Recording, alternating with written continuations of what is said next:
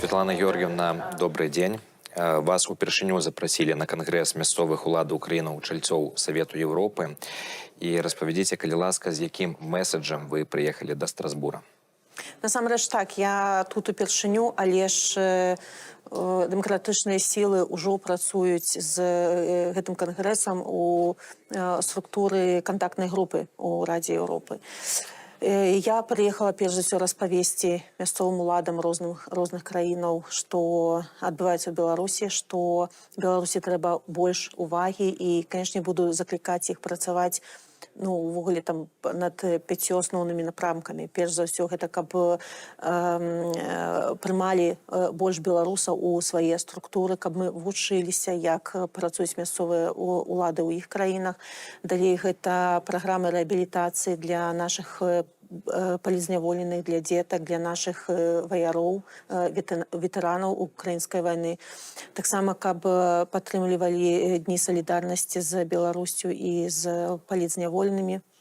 Таксама я распавяду, што мы працуем над новымі рэформамі і канстытуцыяй новай Беларусі і у главе пра мясцовае самакіраванне, каб яны зрабілі агляд гэтай рэформы і дапамаглі, можа, далі нейкія парады, як нам палепшыць гэтую главу.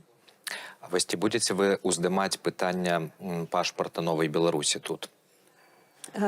Пашпарт новай Беларусі гэта не ўзровень мясцовых уладаў, гэта перш за ўсё ўзровень дзяржавы, але ж калі, можа, гэта будуць далейшыя крокі пасля першых прызнанняў, альбо, можа быць, так як гэты праект вельмі складаны, беспрэцэдэнтны, то нам у нейкі пэўны момант панадабіцца ўся ўвага, нават мясцовых уладаў, і мы тады змабілізуем іх. Вчора мы брали інтэрв'ю у прэзідэнта Кангрэсу мясцовых уладаў Савета Европы Мэццю Моры, і ён адзначыў неабходнасць, калі адбудуцца дэмакратычныя перамены ў Беларусі, зрабіць дэцэнтралізацыю улады. Як вы ставіцеся да такой вось прапановы?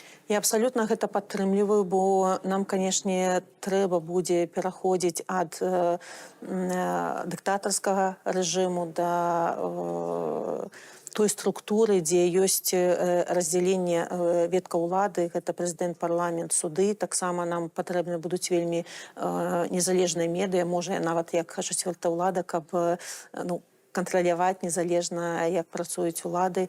І я ўпэўненая, што мясцоваму самакіраванню павінна дадавацца больш увагі, бо людзі павінны мець магчымасць самім выбіраць сабе прадстаўніка маленькай вёсачкі ці рэгіёну, і яны будуць разумець, што гэты чалавек, ён адказны перад імі, а не перад адным тым, хто даводзіць гэтым уладам свае наказы, і чалавек, які не мае ніякіх абмежаванняў, усё залежыць толькі ад яго жадання. То бок вы падтрымліваеце, і выступаеце за то, каб у Беларусі вярнулі выбары мясцовых уладаў, як гэта было раней?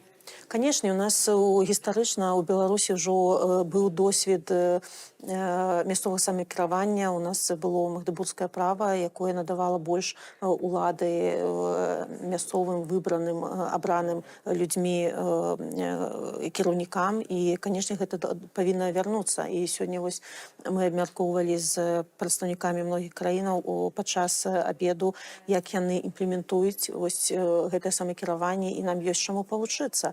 Але ж я разумею, што ў нас няма такіх прафесіяналаў. Калі ты 30 год жывеш пад дыктатурай, то гэтаму трэба вучыцца. І таму я сёння прапанавала таксама прадстаўнікам розных дзяржаваў, каб яны арганізоўвалі нейкія воркшопы ці праекты, дзе маглі б расказваць, як гэта наладжана гэтая праца ў розных краінах для нашых беларусаў, бо гэта не прыйдзе аднекуль, мы павінны гэтаму вучыцца.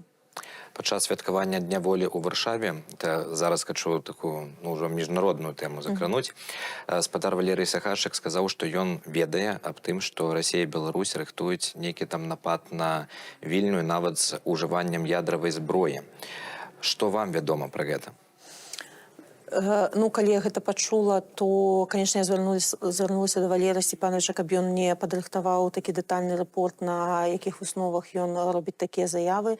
Ён сказаў, што ўжо растлумачыў гэтую пазіцыю ў многіх інтэрв'ю, але ж у бліжэйшы час у нас будзе сустрэча з ім, і тады, можа, ён мне нешта больш раскажа, але мы павінны разумець, што дыктатары і Пуцін, Лукашенко, яны заўжды сеюць такую варожасць паміж намі і іншымі краінамі, яны правакуюць нашых суседзяў. Мы павінны разумець, што пакуль дыктатары будуць ва ўладзе, то ніводнай краіне, якая побач з намі, не будзе жыцца спакойна, бо гэта заўжды будуць нейкія правакацыі. Мы, конечно, павінны браць увагу словы спадара Сахашчыка, але ж яны павінны быць абгрунтаваныя. Зараз хочу з вами абмеркаваць тое, што абмяркоўвае ўвесь свет, і пачаць хочу вось чаго. 26 сакавіка у тэлеграм-канале «Беларускі сілавік» з'явілася такое жахлівае пакаяльнае відэа і пост. На гэтым відэа там затрыманы хлопец, нібыта, які там нешта пракаментаваў пра вось гэты тэракт, які адбыўся ў падмаскоўным Крокус-Сіці-холе. У яго перабінтаванае вуха, и я зараз процитую. Оперативники ГУБОП задержали местного жителя, который в интернете радовался трагедии в Крокус-Сити-Холл, а также разжигал социальную вражду по отношению к россиянам. Ухо, вы поняли. И мы не ведаем, что зрабілі. Можа, ему насамрэч там адрезалі гэта вуха. То бок ситуацию в Беларуси, яна уже просто неверагодна жахлівая. Ці будете вы пра гэта неяк уздымаць пытанне пра тое, што адбываюцца вось такія ўжо публічныя катаванні? Як вы увогуле можаце вось такое пракаментаваць? Гэта, ведаеце, з серыі прабілі дно, а там яшчэ дно. Бо і мы бачым, як прапаганда ўсё больш і больш бесчалавечна сваю жорсткасць праяўляе. Мы памятаем пра гэтыя тиктокі пра кувалду, зараз гэта вуха. Гэта такое ўжо такая ступень незразумелая людзям, як можна быць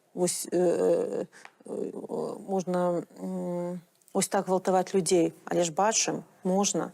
І, канешне, гэта непрымальна. Ні ў якіх краінах, ні ў дэмакратычных, ні ў дыктатарскіх, але гэта паказвае ўсю жорсткасць рэжыму і чаму гэтаму рэжыму патрэбна супрацьстаяць, чаму мы павінны супрацьстаяць рэпрэсіям, асвабадзіць нашых палітзняволеных, бо там іх таксама так жа катуюць. І гэта такі, ведаеце, напамін усіму свету дэмакратычнаму, які жыве ў такіх ружовых воблаках, што вось яно жыццё, вось вам паказваюць доказы таго, як здзекуюцца над людзьмі. Як вы можете пракаментаваць вось такую розную пазіцыю, калі Владзімір Пуцін кажа, што і намагаецца тут неяк увязаць да гэтага тэракту Украіну, кажа, што затрыманыя асобы, яны рухаліся ва ўкраіну, іх там нібыта чакалі, было нейкае акно, а ў гэты самы час Александр Лукашенко кажа, што гэтыя людзі ехалі ў Беларусь.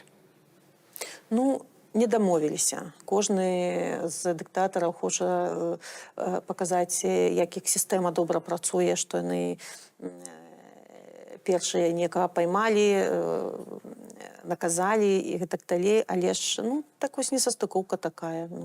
З гэтага, канешне, павінны разумець, што гэта не скаардынаванасць іх пазіцыі, менавіта яны не ведаюць, што робіць адна рука, што другая. І засталося два пытання, каб ужо закрыць вось гэты кейс з Крокус-Сіці-Холам. Калі гэта ўсё адбылося, вы выказалі словы спачування расейцам, і пасля гэтага вас за гэта раскрытыкаваў рух «Вольная Беларусь», каардынатарам якога з'яўляецца Зянон Станіславович Пазняк. І вось сярод іншага там яны напісалі, што вы ў тэлеграм-канале ніводнага раза не выказвалі спачуванне ўкраіне. Што вы можаце на гэта адказаць? Гэта неправда, канешне. Я ў кожным сваім выступе і на міжнароднай арэне, і, канешне, у соцсетках выказваю спачуванне ўкраіне, бо гэта наша боль. І ну, мне такія захады мне яны не зразумелыя, але ж той факт, што я выказала спачуванне і пацярпелым і у крокус сіці-холе, ну, там таксама людзі загінулі. Тое, што робяць расейцы в Украіне, ну, гэта вар'яцтва. Але ж там загінулі людзі, і я думаю, што трэба заставацца чалавекам. Там людзі загінулі. То бок, і я бачыла, што шматлікія міжнародныя лідары палітыкі таксама выказалі словы падтрымкі. Гэта не падтрымка была кіраўніцтву краіны, якія гвалцяць зараз Украіну і людзей Беларусі, а людзям, мірным жыхарам, якія загінулі ад рук тэрарыстаў. Калі б існавала машына часу і вы б маглі вярнуцца ў 2020 год, што б вы змянілі? Мяне заўжды гэтае пытанне ставіць у ступар, бо ну, гэта ты пачынаеш фантазіраваць, што б ты зрабіла інакш. І ну, такое ну, правакацыйнае, бо, конечно, я час ад часу думала, што калі б я не пайшла замест мужа, што было б? Было б нешта ці не было? Што б, калі мы не аб'ядналіся? Што калі б я не з'ехала, напрыклад. Ну, і ты не ведаеш, як бы павярнулася гісторыя. Тут думаеш, а што, калі б мы ўсе беларусы выйшлі на мітынг у 2006 годзе, у 2011? Чаму нас там не было? Я б не ў 20-й вярталася, я б вярталася нашмат раней, каб адчуць адказнасць за сваю краіну і быць побач з тымі, хто ўжо ў пачатку, калі бачу, куды рухаецца, в якую дыктатуру падае наша краіна, стаць побач з усімі. Вялікі вам дзякуй за гэтую размову. Дзякуй.